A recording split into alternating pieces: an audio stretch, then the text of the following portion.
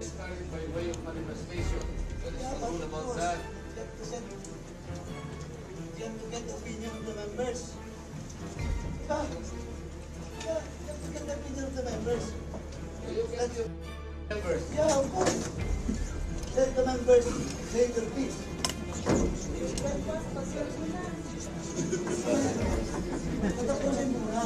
Hindi pa ba tayo nagsimula? Kasi simula lang natin Eh, dapat kung nagsimula kayo. Madam Chair, petition lang.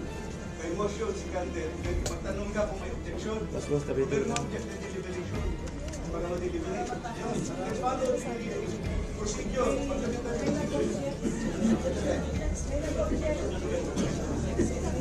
Sama na ba natin?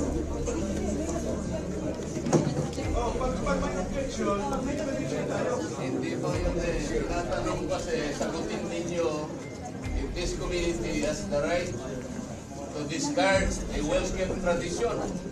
Is this committee authorized to set aside the tradition? That is the question that needs to be answered first and foremost.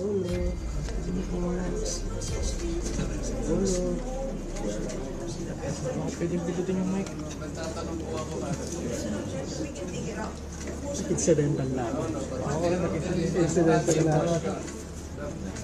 Wala papasok sa mic natin. To you, a long-standing, time-honored tradition. Ang tinatanong ko po, tradition po natin ito eh.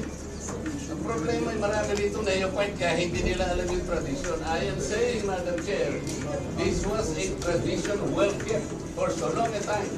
Follow the rules. You could have a motion introduced by a member, but it was an objection. Bago po yung matter, Yes, but sabi nila, I was asking for an access. the answer is Yung answer niya, based po yung tradition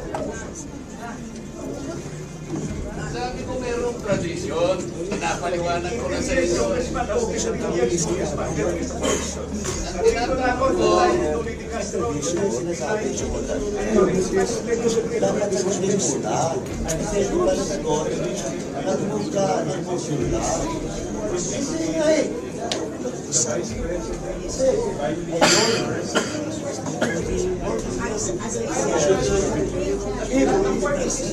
Excuse po. Opo.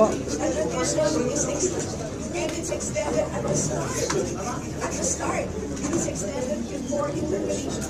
This is required because the measure is suspended, and it is also introduced by a member, which will be parts of the measure. So it's not a there's no such authorization to step it aside. magano na muna tayo para ma-record. Para ma-record.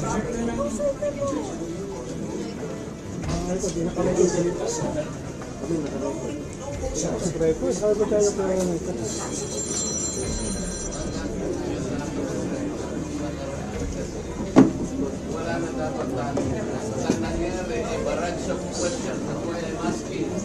Bakit natin ginawa yun earlier? Are we not already respecting a tradition? Well kept ko yung hindi nga pinagtatanong ni siya. Meron pang pratinela, whatever. That is disrespect to the office of the President, Vice President. So ano may pinagtatanong niya sa natin? These questions never happened before. That is the one I'm explaining to you.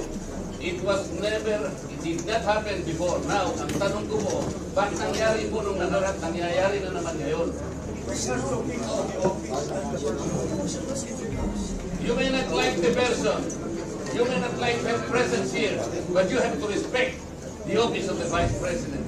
That is all, because that is guided by the tradition. Kahapon po, kagaya po na sinabi nila, wala nang pinagtanong sa office of the President, and that is correct. That is in line with that tradition. Ngayon po, kung ang tinatanong ko ngayon, are we discarding the tradition? And is this committee authorized to discard a well-kept tradition? O kaya na, then why are we intending to ask questions na naman at pinatawag nyo na naman kung sino-sino dito? That is why, kung hindi po kayo makakasagot, Madam, ang tinanong ko na sa inyo, I am now moving. Oh, pratinela pa. Saan po ba nakakita ng gano'n? This did not happen anytime. Pag-labing 7 taon ko na po ito. Alam nyo, Madam Stella, I was already here when the Vice President was Nolly Castro. When the Vice President was Pinay. When Vice President... But you were also here in the last hearing. No motion was introduced. Yun na nga, kasi question na kaagad eh. Wala man lang... We can read the records. You did not make the Sana may motion siya ngayon.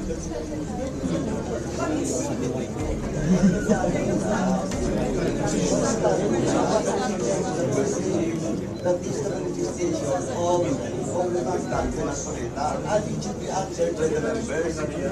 Motion, then after that, Napolita will want that motion. Hindi ba nga nasagot eh? Will we let it just Napolita to speak? And then move it to the motion. Sagutin muna. Sagutin muna yun.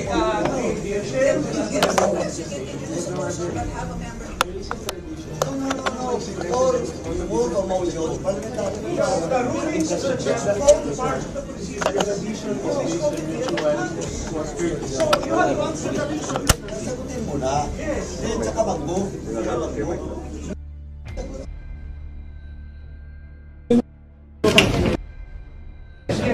Rulings of the chair form part of the rules because it will set a procedure. So if we will set a procedure now that we are discarding traditional courtesy, parliamentary courtesy. No, goodbye, parliamentary courtesy. Wala na tayong parliamentary courtesy. Next.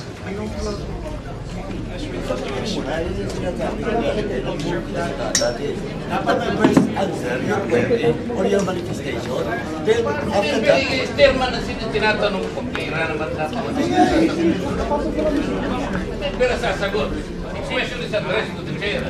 Why would the members answer that? hey, we don't have the authority to speak. Kalokohan naman yung pinagsasabi.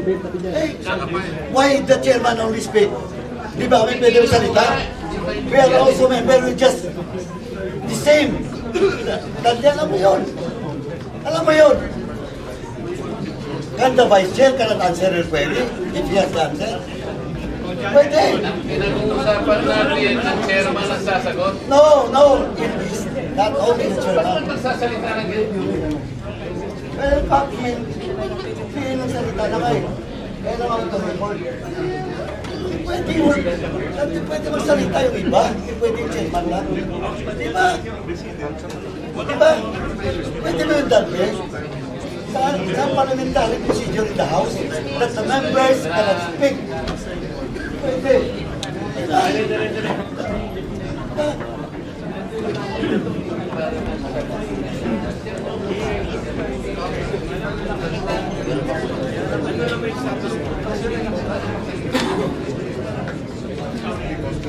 Okay. Because, ano yung chairman ng